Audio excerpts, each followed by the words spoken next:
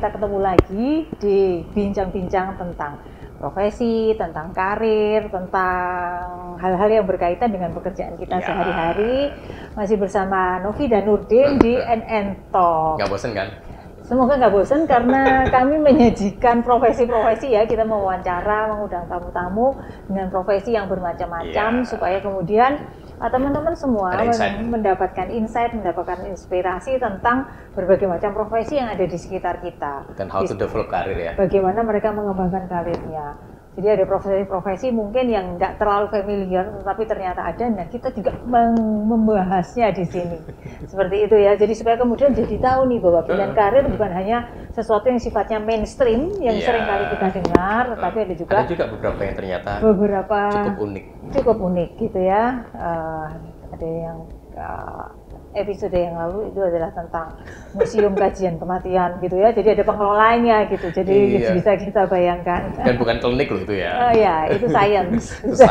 Science. Dan ada juga episode-episode yang kami berdua membahas hal yang cukup menarik juga, yang relate dengan pekerjaan dan karir ya Bu Novi. Iya, relate dengan pekerjaan karir, cara pengembangan diri kita, pengembangan kemampuan manajerial kita, supaya apa yang kita, kalau buat yang sudah bekerja, kita bisa menyelesaikan masalah-masalah yang muncul di pekerjaan, dan juga kemudian kita bisa dapat solusinya, seperti itu, bagaimana mengatasinya, seperti itu. Dan kita bagikan adalah tips-tips praktis yang mungkin juga kadang kita nggak sadar bahwa ternyata ada juga sih yang buat mereka tidak jadi masalah, tetapi buat yang lainnya bisa menjadi masalah yang serius. Karena setiap orang beda-beda kan. Setiap orang beda-beda. Kemampuannya beda-beda, karakternya beda-beda. Pengalaman hidup yang membentuk dia sampai saat sekarang itu juga berbeda, sehingga kemampuan untuk coping atau menyelesaikan masalah itu juga sangat bervariasi. Dan itu juga dipengaruhi masa lalunya kan, ketika bagaimana orang tua mendidiknya atau lingkungan mempengaruhinya. Betul. Selain dari karakter dan sifat yang mengikutinya kan gitu. Betul. Selain juga ya ini tadi, memang kalau kita bekerja kadang kita nggak bisa milih ya.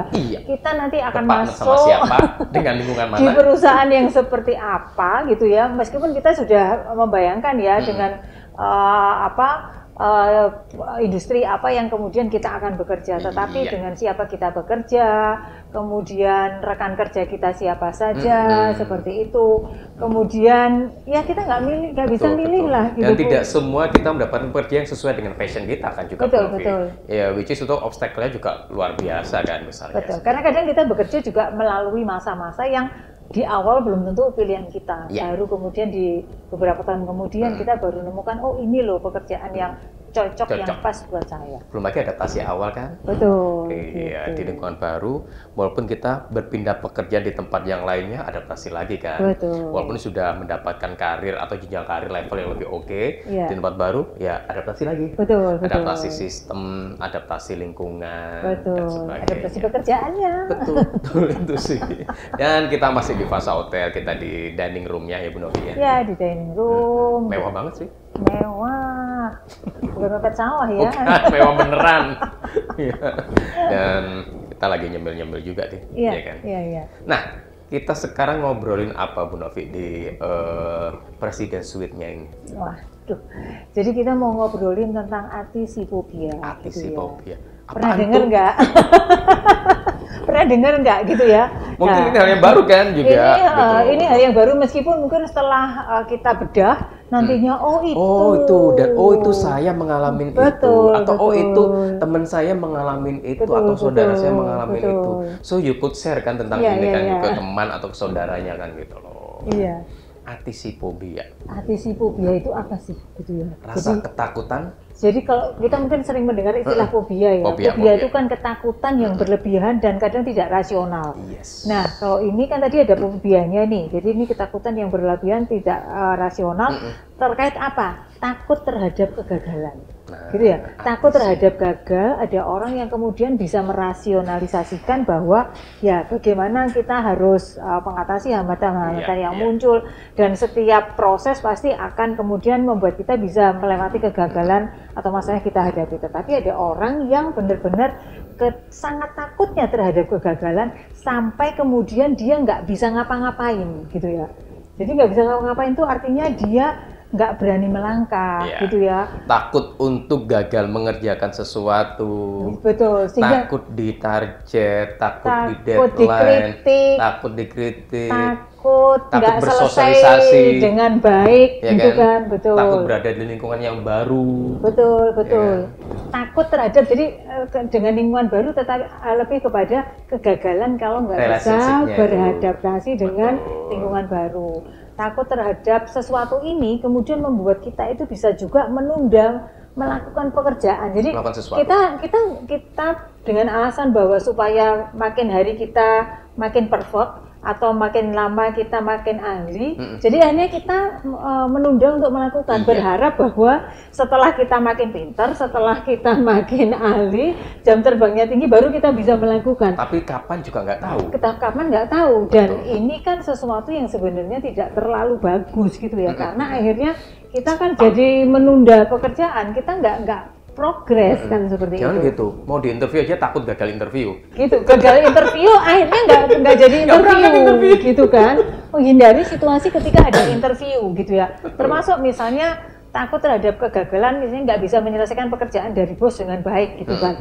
Akhirnya kemudian membuat kita apa? Wah, kita ini kacau dengan pikiran-pikiran kita, ya menjadi overthinking. Kemudian kita juga membayangkan kalau nanti gagal, nanti dicemooh, dikritik, terus kemudian kita malu dengan yang lain, dicap nggak mampu, ya kayak gitu kan, seperti itu. Ya, akhirnya keluar keringat dingin. Bisa pusing, keringat dingin, ya bisa jadi kalau mau presentasi misalnya, terus kemudian gugup, gemeter, ini apa, jeduk gitu ya, pusing, terus kemudian bisa sakit kepala yang cenut-cenut, bisa mules, bisa tremor, gini kan ya, jadi gemetaran sampai tremor, bisa seperti itu. Ya, bisa juga sampai sulit tidur kalau kita menganggapnya ini masalah sesuatu yang buat kita ini jadi beban banget. Betul. Ya akhirnya kalau itu dibiarkan bisa depresi. Betul, lama-lama ya bisa depresi. Dan secara kalau dalam pekerjaan atau karir akhirnya kita juga tidak mau tidak mau berusaha menunjukkan karena saking takut gagal gitu. Nah, padahal kan ada pepatah mengatakan selagi kamu masih muda maka habiskan jatah gagalmu gitu ya. Jadi maksudnya gagal orang muda nggak apa-apa, nggak masalah gitu loh, karena daripada tua gagal. Iya, daripada tua gagal.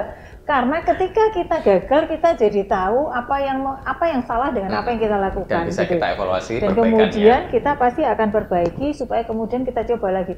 Masih belum berhasil, dicoba lagi. Ya berarti masih belum benar. Kita cari lagi cara yang benar, kan seperti itu.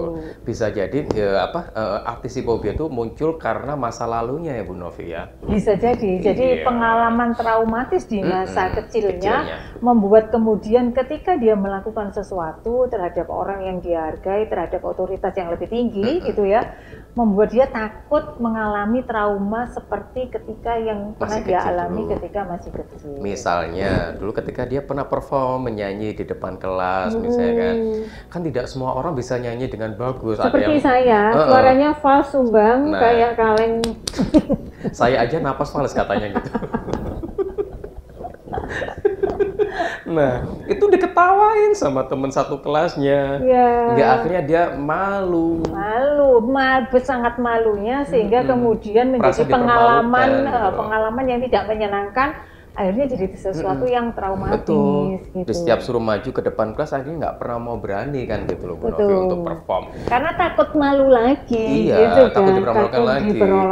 Betul. Dan misalnya bukan disuruh nyanyi sih sebenarnya, disuruh nulis di papan tulis biasanya kan dulu ketika SD kan gitu kan. Nah, itu juga sudah malu gitu, udah nggak berani kan gitu. Nggak berani gitu.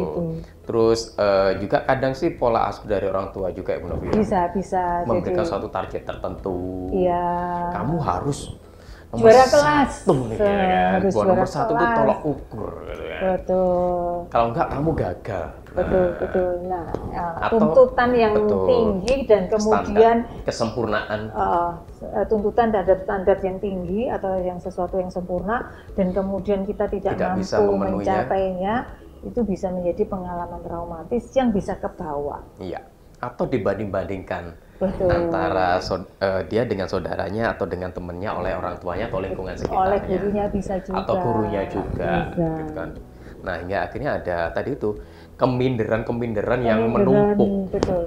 Itu hingga akhirnya masuk ke bawah sadar gitu ya. Jadi begitu mengalami sebuah situasi yang diasosiasikan sama dengan apa yang dia alami dulu, pengalaman traumatisnya, kemudian menjadikan dia untuk itu tadi lebih baik dia mundur gitu ya, atau dia menolak gitu, kemudian atau menunda apa yang dilakukan demi supaya dia tidak malu, tidak diolok-olok lagi.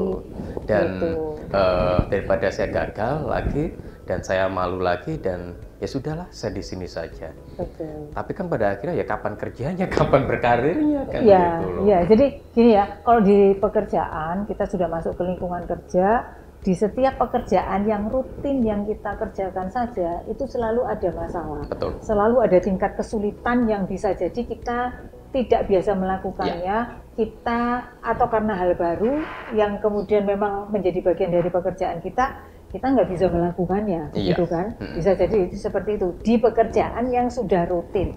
Apalagi misalnya pekerjaan yang bisa lagi lebih dinamis, lebih tinggi, gitu ya, lebih tinggi itu dari apa yang kita lakukan. Karena kadang kemampuan kita untuk menyelesaikan masalah-masalah dari masalah-masalah yang hanya masalah rutin yang kita kerjakan sehari-hari dengan diberikan tugas yang lebih kompleks yang belum pernah dia selesaikan, itu kan juga bisa kita terima di pekerjaan. Gitu karena kan setiap karir membutuhkan suatu tantangan tersendiri. Betul. Jadi mau nggak mau ya itu harus dihadapi, itu harus diselesaikan. Seperti itu. Jadi gimana dong caranya kalau kita punya perasaan takut yang berlebihan begitu? Mulai menyadari bahwa kita mengalami yang namanya atisipobia itu. Ya kan? Bahwa saya adalah mengalami rasa ketakutan seperti itu, takut gagal. Nah, dipahamin dulu itunya. Bahwa mengalami hal itu dipahamin dulu. Nggak, akhirnya kita tahu simptom-simptom ketika kita istilahnya dredeg atau apa groginya dan sebagainya, kita tahu kan gitu. Itu harus dipahamin dulu. Kedua adalah kita berusaha untuk belajar untuk relax. Ya kan, setelah kita memahami bahwa kita malam itu, kita coba untuk relax, bahwa kita butuh kadang few minutes atau beberapa saat kita untuk beristirahat sejenak untuk merilekskan diri dan merilekskan pikiran kita untuk mengerjakan sesuatu. Betul. Jadi kan karena tegang dengan sesuatu yang sudah membuat kita ini momok gitu ya, sesuatu yang momok buat kita. Nah, biasanya dengan kita lebih rileks, kemudian kita tegang, kita konsentrasi gitu ya dengan apa yang harusnya kita lakukan, itu akan membuat kita lebih rilis lebih rilis gitu ya. Agak down juga ya. Betul, seperti itu. Itu mungkin langkah pertama ya. Itu langkah pertama yang memang harus kita lakukan. Dan yang pertama adalah kita harus mengakui bahwa aku ini kok takut ya. Jadi ketika sering merasakan hal itu di pekerjaan, itu tolong disadari dan diidentifikasi gitu ya. Betul. Nah, setelah kemudian kita tahu itu tadi, berarti kita relax.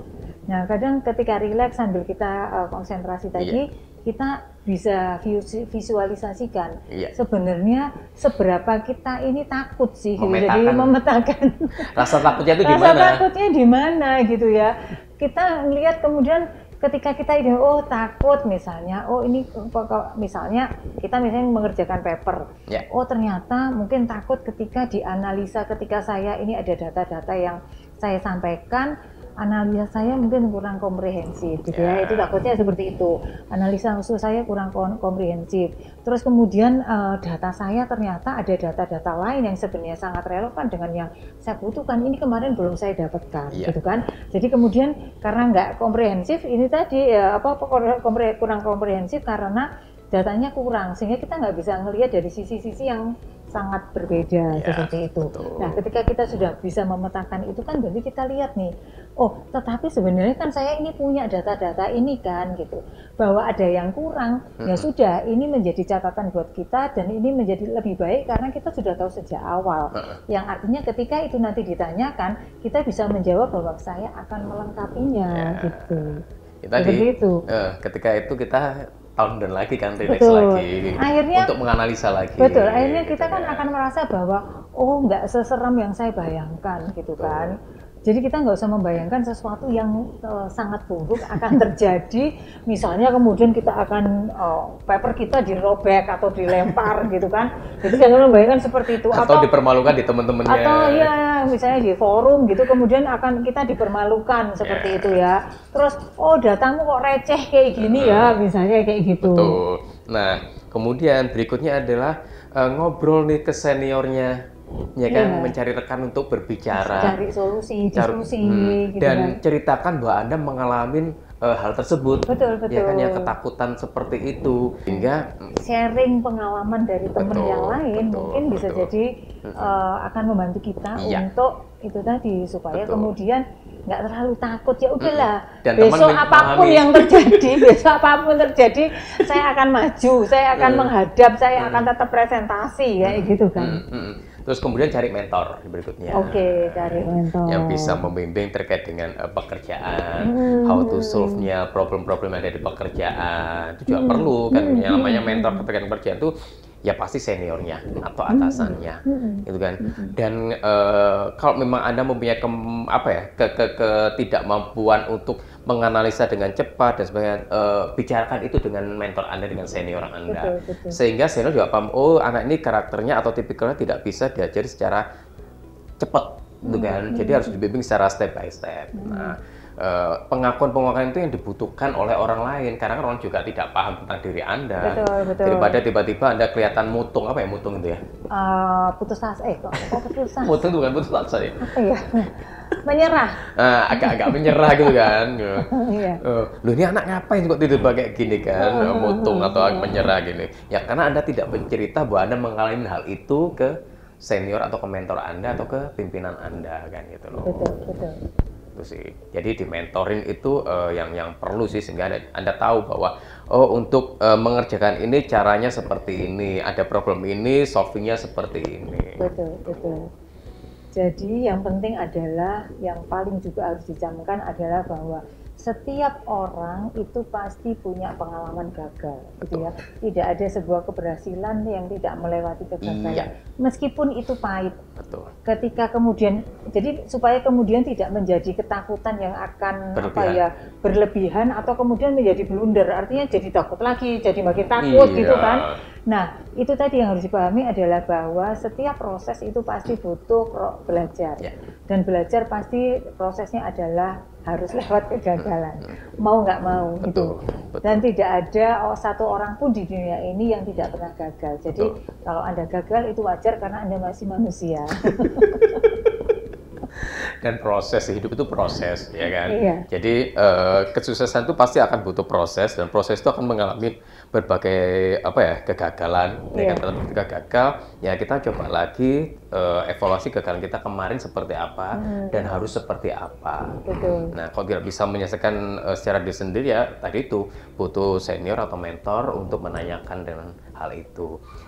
Jadi itu ya. Jadi mungkin juga ini bagaimana kita mempersepsikan kegagalan. Jadi kegagalan itu kan kesannya negatif gitu ya, sesuatu yang membuat kita jatuh, terpuruk gitu kan. Jadi kita lebih baik mengubah kata kegagalan itu menjadi dengan sebuah fase pembelajaran, tertundanya kesuksesan seperti itu.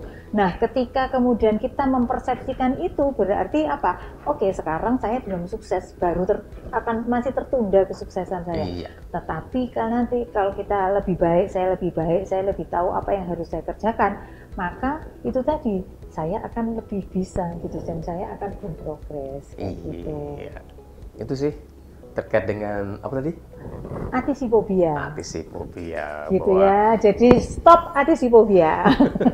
Memang betul Anda mengalami trauma di masa lalu, tetapi itu kan juga harus diselesaikan kan gitu loh. Sehingga Anda juga bisa move on dan terus karir Anda berjalan dengan baik, dan Anda juga, setiap orang berhak sukses, ya kan? Dan Anda pun juga berhak sukses. Walaupun Anda mengalami trauma seperti itu, tadi mencoba mengenali terkait dengan kegagalan trauma masa lalu Anda, ya kan, dan meriliskan itu. Betul. Itu ya. Oke. Semoga menginspirasi gitu ya untuk yang masih takut untuk memulai sesuatu. Ini juga berlaku untuk relasi sosial Anda gitu ya. Kami berdua juga pernah gagal kok. Iya, relasi sosial jadi dalam karir, dalam pekerjaan, dan juga dalam relasi kita dengan orang-orang lain gitu. Oke. Thank you untuk Fasa Hotel, Presiden Suite-nya. Terima kasih suguhannya juga, terima kasih lunch-nya, sedap semua pokoknya. Oke semua, dan pelayanannya juga humble dan good service lah ya. Good service ya. Fast response. Fast response ya, jadi red carpet hospitality lah. Karena kita sekarang sudah berada di Presiden Suite. Kelas room yang paling tinggi yang ada di Fasa Hotel. Ya, coba deh Anda mengicipin Presiden Suite-nya Fasa Hotel. Pasti oke. Oke, gitu episode kali ini NN Talk. Jangan lupa untuk like, comment, subscribe dan share. Jangan lupa share kepada teman-temannya, karena saya yakin pengalaman yang lainnya juga supaya bisa mendapatkan insight dari diskusi kita sore hari ini untuk mengatasi kegagalan dan tidak membuat kegagalan menjadikan kita sangat takut yang berlebihan sehingga menjadi sesuatu yang rasional. Iya. Oke. Selalu. Itu sampai ketemu lagi di episode berikutnya NN Talk.